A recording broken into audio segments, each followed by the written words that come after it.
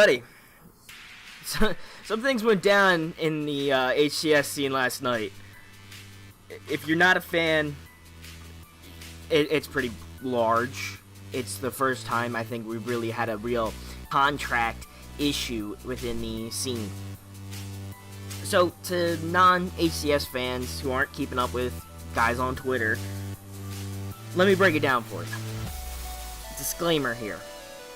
I don't know what exactly went on between E6 and Stellur, as you see in the title.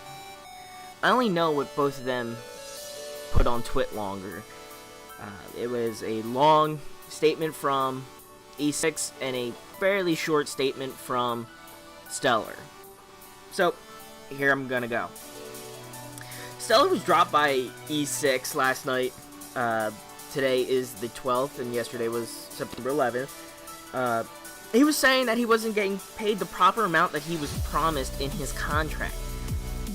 He was promised, he said, about $3,000, which, from what it sounds like, it was closer to about $2,700 a month, and that somehow he was threatened by the E6 staff or whoever he was talking to, because I don't remember if he said if he was talking to the owner or somebody else, because I know he said he's never talked to the son, which is E6 General, who actually made the statement. He was saying that he said that his family was going to be found in less than 5 minutes, and he didn't really elaborate on what else that could mean. So E6 is going to have a statement on that. So it sounds like he was possibly threatening his family somehow, which is a little sketchy. So E6 did come out with a statement saying that Stellur didn't understand his contract. They said he was under a trial period for the team because he's a fairly recent new team member, and that he was only getting paid $1,500 a month, which is still pretty good for Halo at the moment, and he'd still be one of the top paid players. But him and Suspector needed to show quality, and they needed to do well for them to get the money. From what it sounds like, Stellur didn't read the contract proper and wasn't getting paid the full amount, is what he thought.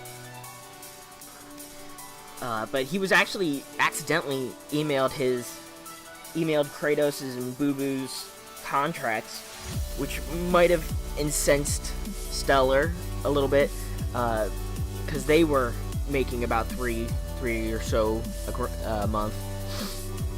But from the sounds of it, Boo Boo Doo Boo actually offered Stellur $2,000 to just shut up and move on, and he was, no, I'm not gonna do that. I'm not gonna take your money, but I want what is owed to me.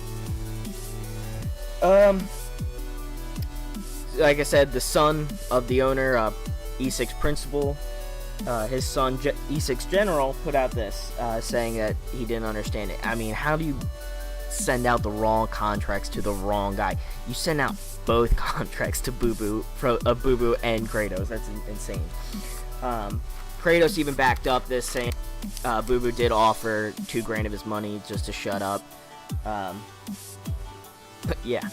So if this isn't a good enough argument to have open contracts, meaning the public knows what is coming out for these players and money-wise, I don't know what else I should say about this. It would make it a lot easier for fans to know who to choose. But this whole situation is actually beneficial for Halo esports, which is insane to think. Most people think, oh, this is just a black eye for both the team and the league. No, it does one of two things.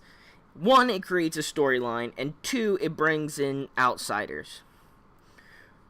So, let me give you an example. Why do people watch wrestling? A lot of it's because of the story and the hot chicks. I mean, we all love the hot chicks. But there is also real stories in normal sports as well. A player is traded and they leave on bad terms with the team. You can see that with PK Subban getting traded away from the Montreal Canadiens. He's not happy, and everybody knows it. It's going to be a great time seeing that on their first game against the Canadians and the Predators. It adds edge leading up to the game and minutes before the game, and it adds a little edge to both the player and the team.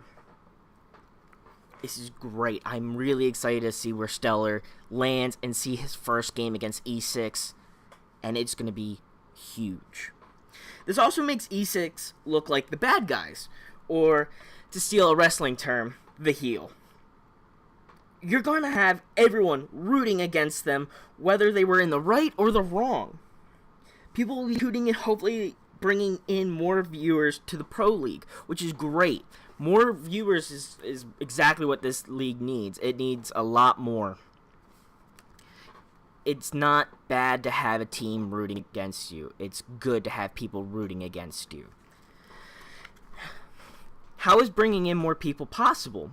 Most of us in the scene already know the situation. Pros from other games, such as Call of Duty and Gears of War, have already voiced their opinions to the audience, who I bet all my 13 subs are not Halo players. This will help get other esport console fans into the Halo Pro scene while their game of choice is on a break. There's no Call of Duty right now. Gears of War is still a couple months away, and those pro guys aren't even playing any tournaments that I know of right now. Also, I believe it'll get some other media attention from somewhere like the Daily.esports, which have about 290,000 likes on Facebook, which are, again, mainly CSGO and League players. League of Legends, I'm saying. So, get those guys away from their mainstream games, and we're good. But, as any business person will tell you, there's no such thing as bad publicity. Well, that's it for me, guys. I'll catch you later.